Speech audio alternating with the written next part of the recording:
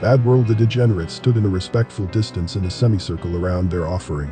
There had to be about 15 of the tattered figures, and further back, behind the spearmen and archers, even more people were sitting on the cold ground. Prisoners. The dirty blonde hair of the girl hid most of her face, and the head hung low. She had given up defending herself. Under the rhythmic chant of the others, 2 of the degenerates had dragged her to the motorbike and tied her there. She had fought back then.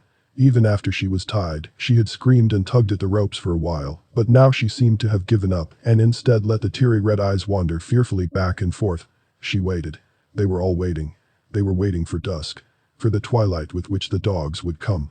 I looked up at the sky. The sun had been in retreat for a while now and would soon have set completely. I checked my equipment.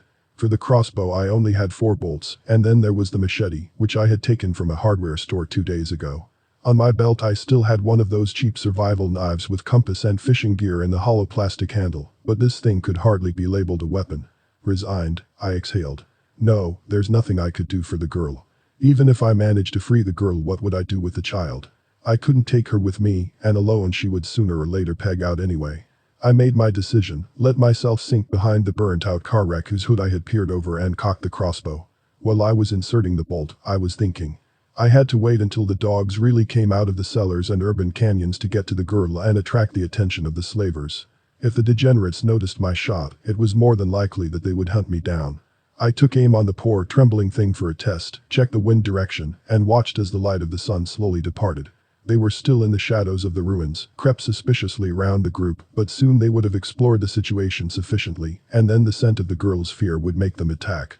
The pseudo-sacred chant of the Degs gradually became louder and more menacing, and soon I saw movement in the shadows of the buildings lining the square. The dogs were here. Through the scope of the crossbow I watched the child, who in the meantime had also discovered the dogs and tried whimpering and panicking, to keep an eye on all of the beasts at the same time. The loose circle that the beasts now formed became tighter and tighter, and for my shot, I wanted to hit the exact moment when the first animal went on the attack. I imagined I could hear the vicious, hungry growling of animals. But I most likely heard nothing except the distant chant of the wretched creatures who wanted to buy themselves safety from the beasts by sacrificing the girl. This time it would probably even work, because I wasn't able to distinguish more than 8 of the shadowy creatures, and there was enough meat on that kid for all of them. Then it happened. The first animal, the largest, the alpha, left its orbit. The girl screamed and tore herself bloody at the ropes. The dogs howled, barked and growled. Then the alpha jumped and bit into the girl's ankle. The scream was unbearable when the tender skin burst and the bones were crushed. Then the others followed. That's enough distraction. I pulled the trigger. At dusk I could not follow the trajectory of the bolt with my eyes, but half a second after I pulled the trigger, a terrible noise came to my ear. Quiet and barely perceptible under the screaming, barking and growling, the noise that occurs when metal meets metal. I missed the girl and hit the motorcycle wreckage. All of a sudden, the screams of the girl seemed twice as loud, and I hit my hands over my ears as I sank to the ground behind the hood, my back to the rusty wheel well, and paralyzed by my own failure. I wouldn't dare to fire another shot. It seemed to me like an eternity while I waited behind the destroyed car and had to listen to the terribly wet and raging noises. When I was able to get up again and leave this miserable place, I didn't look back. The songs of the degenerates had stopped, and all that got to my ears was the sound of the wind. I crept away. Loser.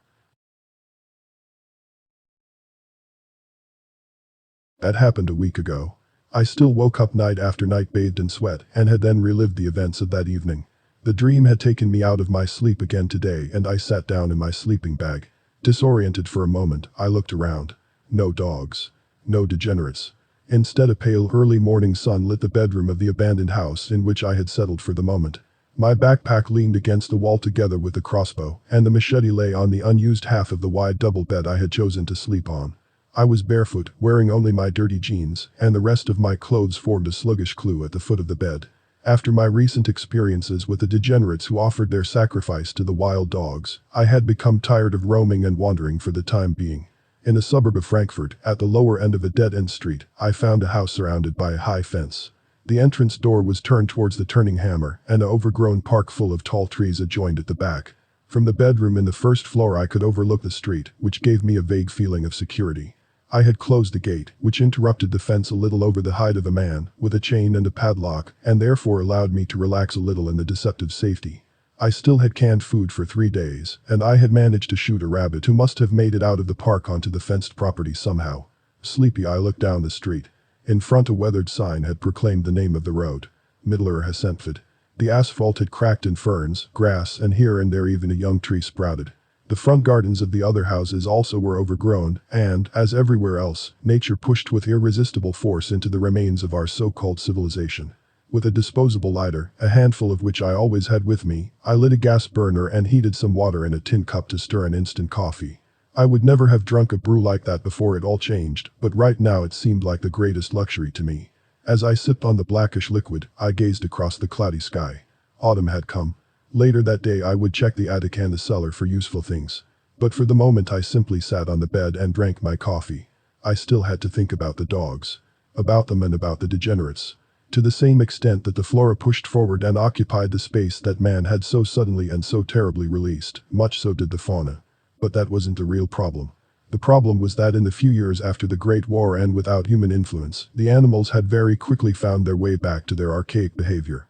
Dogs now lived in packs again, and they had remembered how to hunt. In addition, the simplest of all mechanisms had been applied. In our brave new world, the weak and the little ones were eaten or starved to death. Not only were there significantly more dangerous animals in relation to humans than before, but those who made it were really big beasts with sharp teeth, who were prepared to kill for their food. And so it was not only with the dogs. A very similar development had taken place with the humans. Where there were remnants of civilized behavior, the survivors had formed tribal social structures. Each of these structures had developed its own rules, often based on the right of the strongest, and when you met such a group as a stranger, you had to be extremely careful. Even the smallest argument could quickly end in a deadly fight. It was better to avoid people. People are trouble. Even if they were still trying to maintain a minimum level of civilization. But there were others. The degenerates were among them. Degenerate, that's what I called those people who had discarded almost any behavior that had been labeled human before the war. Whether this development was caused by our collective trauma, or whether these people had always been closer to the border of animalism, and now in the absence of law and order, could live out their disposition without inhibition, I did not know that, and in the end, it did not matter much to me. They were nothing more than predators, roaming in groups, stealing, plundering, murdering and raping wherever they could. Mostly these groups consisted of men, but now and then women were also present, and when they were, they usually appeared to try to be more cruel than the men. The dangerous and disgusting thing about them all was their intelligence and their will for unnecessary sadism. The herders were another group. They were found where uranium ammunition stuck in the walls and biological warfare agents had been used, or where tactical nukes had turned the large industrial facilities of the world into contaminated debris fields. Many of them had almost nothing human in their appearance. Molten flesh, cancerous, mutilated, without teeth and affected by scabies, they had also come together in small groups. Often they lived isolated from the healthy, who wanted to have nothing more to do with them. Whether out of the fear of an infection or simply out of innate instinctive disgust. Some of them had gone insane because of their suffering, but I had already been able to barter with others on several occasions. But even I had been anxious to avoid any physical contact back then. Self-protection. Once a herder woman offered herself to me in search of protection and some company. I could do with her whatever I wanted, she had said, just leave her behind that I should not do. I left her behind and wandered on. I can't say exactly why I roamed this gigantic battlefield alone.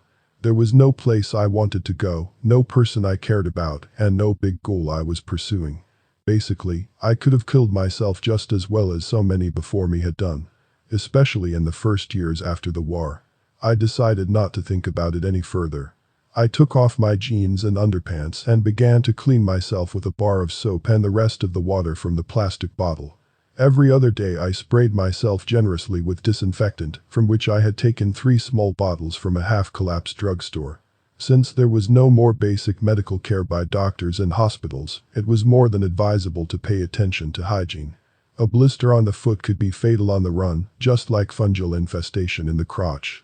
An inflamed ear could be the reason why you couldn't hear when someone or something sneaked up on you. You just had to take care of yourself. When I was done, I got dressed. After the jeans came socks, leather boots and a holy great t-shirt. I took my machete with me and left the rest of my belongings in the bedroom because I basically didn't expect any trouble. When I had reached the house, exhausted and depressed, the first thing I'd done was to take a quick look in each room to see that no one was here. The door to the cellar had been locked, so I hadn't dealt with it any further. At the end of my search I had arrived in the bedroom, had blocked the door with a chair, and had quickly fallen into an exhausted sleep. Now I took a little more time. When I arrived I hadn't noticed the name tag on the door, but everything here looked as if this family had been quite wealthy before the war. You could tell by the furnishings and the contents of the wardrobes. Kitchen and living room were open and generously laid out and separated from each other only by a counter. Modern back then. In a pantry bordering the entrance area, I found some food cans with an acceptable expiry date, which I stacked next to the entrance door. Then there was a small toilet and a larger bathroom on the ground floor. There, in the mirror cabinet above the washbasin, I found a toothbrush still sealed in, a booklet with plasters and a few rolls of gauze. I stuffed my prey into the pockets of the jeans and turned to the cellar door. It was still locked. I felt around a little, and in fact there was a key on top of the door frame. I used the key and opened the door, the machete on my right. Listening, I stared into the darkness. Shit. Darkness. I closed the door behind me again and began to rummage through drawers and cupboards until I found a small flashlight that, to my great joy, had a battery that still was functional. Other electricity no longer existed in the most parts of the world, the war had made sure of that. For a brief moment I had to think of all those nuclear power stations that now stood unattended, gloomy and threatening, and represented a silent, intangible threat to everything that was left of the world. I couldn't change it, so I pushed the thought away. With the flashlight in my hand I felt much safer when I descended into the cellar. Arrived downstairs, I was immediately pleased. In the room to my right was a well-equipped workshop. Worktop, various orphaned, meanwhile useless power tools. The wall hung full of hammers, files and saws, and there were thousands of nails, screws and nuts in the drawers. Everything was a little messy. Here the master of the house must have had retired for relaxing handicrafts. This assumption was confirmed by a half-full box of beer standing in a corner on the floor. Bex. I let the beam of the flashlight wander further. Behind the door were some pieces of wood, among them a few round bars from which I immediately planed to make some bolts for the crossbow. There was another room which, apart from clotheslines, washing machine and dryer, was empty, and the boiler room, which also no longer contained anything useful. I took a bottle of beer from the crate and left the cellar again. When I reached the top, I opened the bottle at the edge of the counter between living room and kitchen and took a deep sip. At that moment I nearly felt happy. Then I almost dropped the bottle in shock. Someone sneaked down the fence. At first just a shadow on the edge of my field of vision, then I realized it was a degenerate. I froze, didn't want him to look through the windows. I wouldn't let him see me. I wouldn't give him a reason to enter the house. I needed the security and protection it offered for a little while longer. Please, just a few more days without tension and without always having to look over my shoulder. My hands trembled as I watched him move out my field of vision. Ragged clothes, more holes than fabric, a spear made of a long iron pipe and a kitchen knife in a dirty scabby hand, and bloodshot eyes in a suspiciously looking face. I couldn't tell if the guy was one of those degenerates who had been giving me nightmares for a week, but as soon as I thought about that night, a cold rage started boiling inside me. I could no longer see him and quickly moved from the counter to the kitchen window facing the street. There he was again. A little perplexed, he looked at the chain with the padlock that I had used to lock the gate wings when I arrived outside. Then his eyes searched the windows, and as his gaze glided over me, I shivered. He hadn't seen me. He paused for a moment, then turned around and left. Was he really alone, or was he just a scout to lead his pack to fresh prey? As quietly as possible, I hurried upstairs into the bedroom. The outlook from this elevated position confirmed my fears. I watched him move away from the gate and stop. He made a brief gesture, and shortly afterwards they stepped out of the overgrown front garden of one of the neighboring houses on the right side of the dead end. Two more degenerates. One of them also carried an improvised spear. The other figure was a woman holding a baseball bat lined with nails in her hand. They exchanged a few words, then they went down the alley together. One of the men looked around again, and I felt as if our eyes had met. I stopped at the window until after about 60 meters they turned right into a street, and I could no longer see them.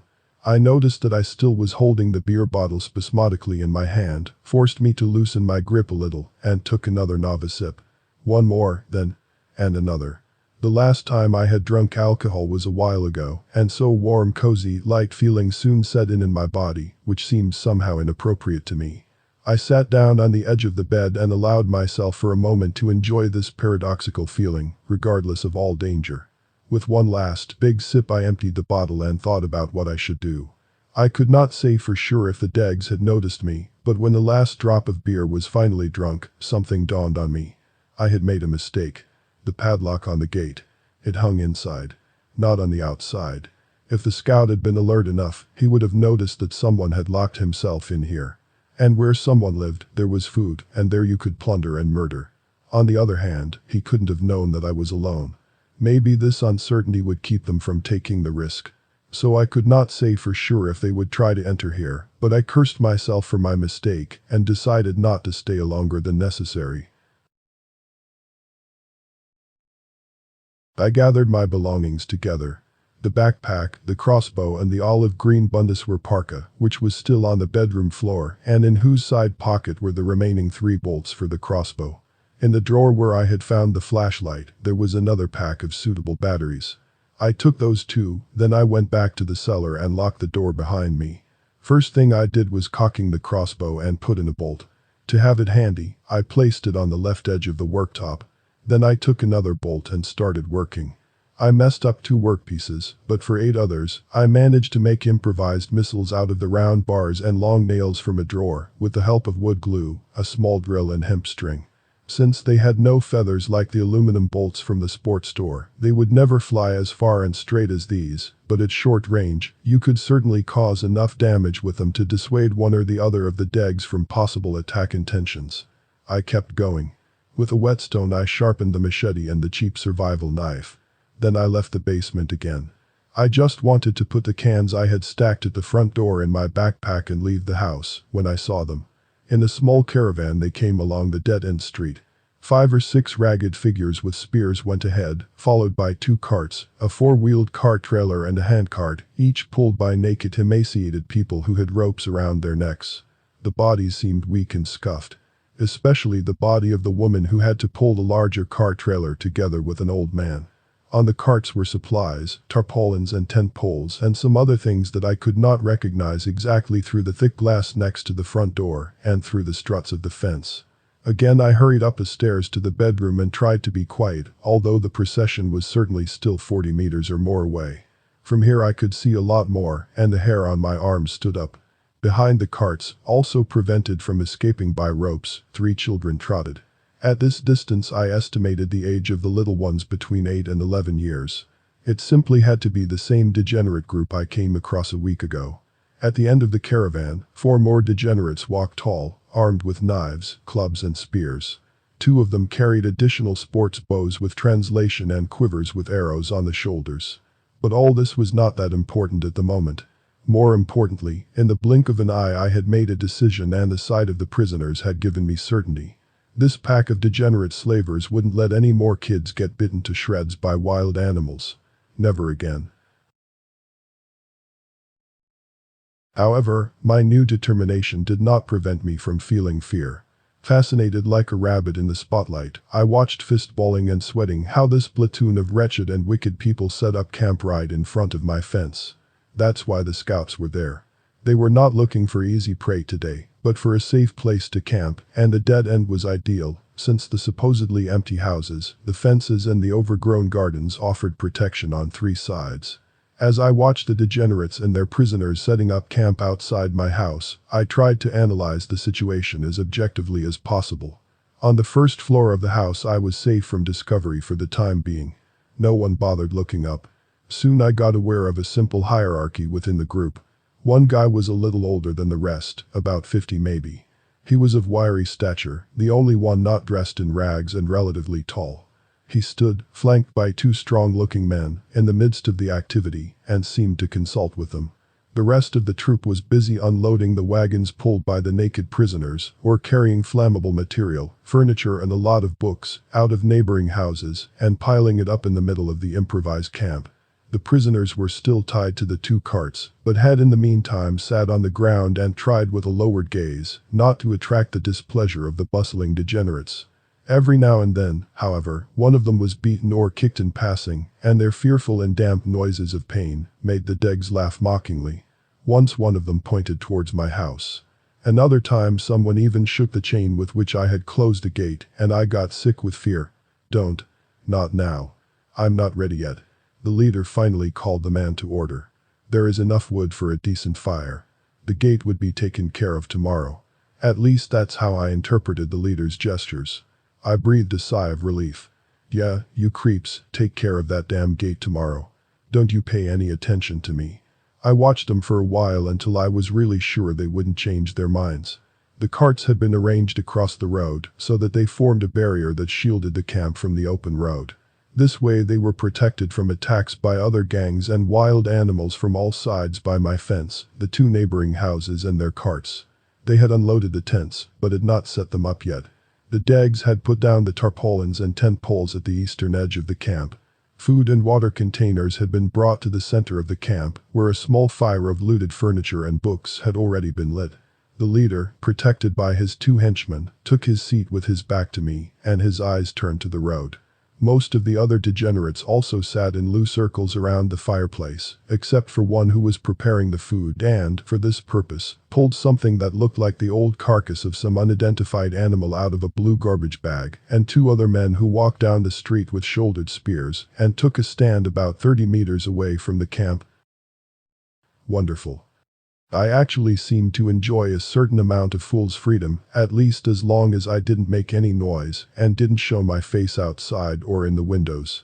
The leader had now taken a small, leather-clad book from one of his pockets and seemed to study it. The rest of the group talked, and now and then one of the aides seemed to give an instruction with a slightly raised voice, as I could tell from the body language. I could not understand the words, but it was also to be seen that there was no concrete reason for the apparent command tone, since nobody reacted to it with any visible action. It only seemed to be a matter of clarifying the hierarchy. I took one last look at the neglected group. Finally I leaned the tent's crossbow against the wall next to the window, taking care not to hit the cold heating element under the windowsill, so as not to make any kind of noise and to announce my presence by mistake. I left the two aluminum bolts together with the ones I had made myself next to the weapon, and went down to the ground floor with my machete in my hand and the sheathed knife on my belt. There I began to put my plan into action. While I was searching the whole house for usable items the second time, one thing was clear to me. If I really wanted to take on such a superiority, I had to prepare myself. I crept carefully and crouched through the whole house and collected everything I considered useful in the entrance area. Whenever I had completely looted a room, I tried to block the door to that respective room. Sometimes I managed this by simply turning a key that was still in the door lock, but now and then I had to reach for a broom handle, a floor lamp or something similar. In the end, there was only one way left unblocked to get into the bedroom upstairs, because I wanted to start my attack from there. But first I had to go back to the cellar. I unlocked the door as quietly as possible and descended the steps. There was another hatchet here, over there was a hammer. I found a bottle of solvent and about 2 liters of petrol for a chainsaw, but the tool was nowhere to be seen. Back on the ground floor, I let my eyes wander over the rubbish I had collected here. Suddenly my plan seemed completely idiotic. I'd certainly die today. On the other hand, what kind of life would I possibly lose today? Aimless, restless and pointless, that's all I could think of at the moment to describe my state of being, and right now I didn't really know whether that had been very different before the war. Completely slack and lost in thought, I stood around for a few more minutes, trapped in a web of conflicting thoughts and shadowy memories. Then I had to think again of the girl the degenerates had sacrificed to the wild dogs, and of the 3 other children who were still tied to the carts outside the house. Finally I went back to work. In a way you could say, I worked backwards from the front door up into the bedroom. All the time I was aware that none of my measures were suitable for really killing one of the Dags. Rather, I tried to ensure that they could not make use of their numerical superiority and all at once attack me. If I was lucky, I'd catch 2 or 3 of them before they climbed over the fence. The others would probably try to enter the house through the entrance door or through one of the bigger windows on the ground floor. But no matter which way they would choose to get to me and kill me in the end, every one of them would end up in the hallway and try to get to me via the stairs leading up to the bedroom. At some point I had finished my preparations and was back in the bedroom. Not only had I added the axe and the hammer to my arsenal of weapons, but I also had 3 Molotov cocktails made from empty beer bottles, chainsaw gasoline, and with the help of an old cleaning cloth as wick. I left one of them next to the crossbow, which was still leaning next to the heating element below the window. The other 2 I placed at the top of the stairs. While my hand was playing with the lighters in my pocket, I looked out the window. I got nervous. The improvised camp of the degenerates had not changed. I can't say for sure how much time my preparations had taken. Not too long, I guess. The group was still sitting around the fire. The 2 guards at the northern border of the dead end were still at their posts, and the leader was still leafing through his little leather booklet. There was no better time than now, I reassured myself. I picked up the crossbow and opened the window very slowly and as quietly as possible.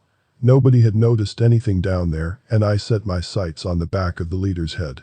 Through the rifle scope I could see that his hair was getting gray here and there, but that shouldn't be his concern anymore, he wouldn't get much older. I took a deep breath, held my air, then I pulled the trigger. It took the bolt a fraction of a second to reach its target.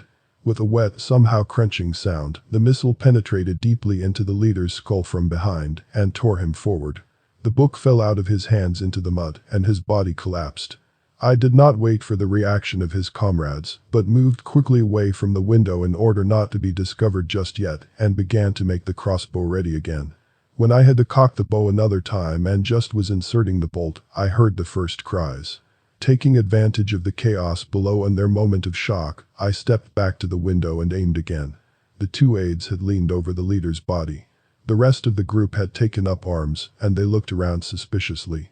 But nobody had discovered me yet, and now I took my time. Through the telescopic sight, I chose the degenerate who looked the biggest and most dangerous. He was on the other side of the fire, had just picked up his spear and jumped up in shock. I aimed at his ugly face full of pustules and pulled the trigger again. This shot didn't hit as well as the first. It missed the face, and the bolt drilled into the man's chest below the left clavicle.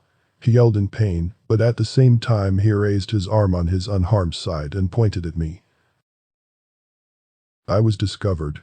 Now several things happened at the same time.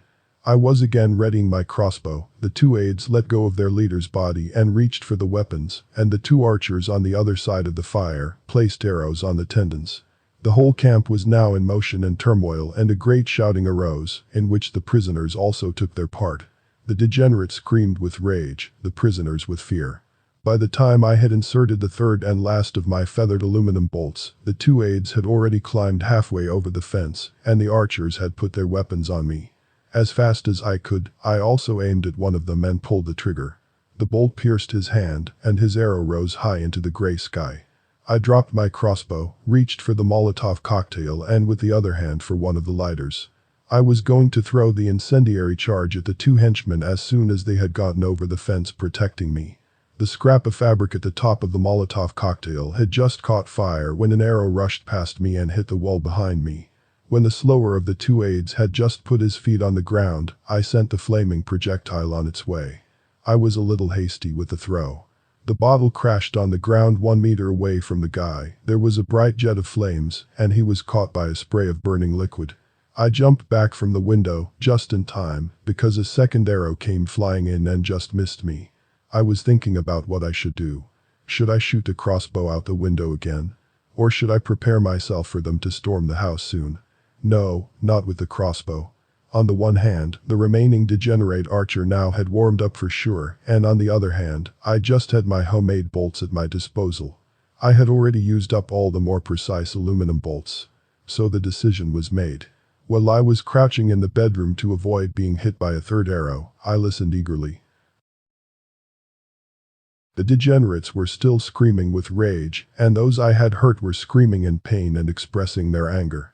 Metallic rattling, the rustling of clothes and a grinding noise told me that other degs were about to climb over the fence. On the ground floor, loud booming blows made the front door tremble, and behind me, an arrow slammed into the bedroom door and made it squeak in its hinges as it moved slightly. Time to move. Standing on top of the stairs, I readied the crossbow for the 4th time and inserted one of the self-made bolts. Through the small window next to the front door I could see how they were gathering. However, the angle was a bit awkward, so I couldn't really see how many they were. While still aiming at the door below, which vibrated from the heavy blows of the degenerates, I heard the sound of breaking glass from the ground floor somewhere. Someone must have tried to enter the living room. Suddenly the front door gave way with a bursting, wooden sound, jumped open, and a ragged figure stormed through the doorframe. I pulled the trigger, and the bolt hit the degenerate's upper body. With a horrified, unbelieving expression in his eyes, he stared at the wooden shaft that stood out from him. Then he went down under the onslaught of his pressing comrades. He fell forward and the bolt disappeared completely inside his body. While I tried with sweaty fingers to light the Molotov cocktails previously deposited here, I saw 3 other degenerates climb over the corpse of their friend and take the entrance area. It was the unusual sight presented itself to them that prevented the Degs from immediately storming up the stairs to chop me to pieces. Cross and crosswise, in the entire entrance area I had set up a net and footrests of cords, belts, knotted power cables and shoelaces. However, my plan didn't seem to work out. I had expected them to rush at me immediately, just to get tangled up and fall, and this way make easy targets for me, but I guess I was wrong. The short moment of rigidity was over when I had finally lit the fuses of the 2 Molotov cocktails. The very second I took my first throw, they hectically began to chop on the first lines and cables that were stretched between them and me, and to violently pull on them. What they did not notice, however, was that one of them was standing in a quite large puddle of solvent. When the first of the 2 remaining Molotov cocktails exploded on the floor, ignited the highly inflammable liquid and turned the debris into a living, screeching torch, the living room door on the side of the scenery suddenly burst open, and the woman with the spiked baseball bat jumped right into this madness. I threw my second incendiary charge at her, but instead of smashing at her feet on the floor, the bottle simply kept rolling and just set a curtain in the back of the entrance area on fire. Smoke, greedy flames and screaming were now omnipresent. As I beheld a scornful grin on her face, I realized that the other degenerates had broken my net and were getting ready to storm the stairs. The first of them, who set foot on the stairs, slipped in a puddle of soap and salad oil and fell forward. This blocked the way for his comrades at short notice, and I had enough time to throw the axe and the hammer. The axe unfortunately only hit the degenerate woman with the handle on her upper body, but the hammer I threw right afterwards hit her right in the face, broke her nose and took some teeth with it when it fell to the ground. Her hand slapped in front of her bloody face, and she started screaming loudly and gurgling wet. Up to here it had all worked out incredibly well for me, but at the latest my surprise advantage was gone now. The one of the aides I hadn't caught with a Molotov cocktail out by the fence just stepped over his fallen comrade and then jumped at me with a mean-looking knife in his hand. Down at the front door I could see the silhouettes of other degenerates preparing to enter the battlefield shining through the flames. Too many. Way too many. End of Chapter 1. Thanks for listening. The Gospel of Madness series is available for Kindle. Follow the link in the video description. Now go ahead and enjoy some terrible, terrifying music.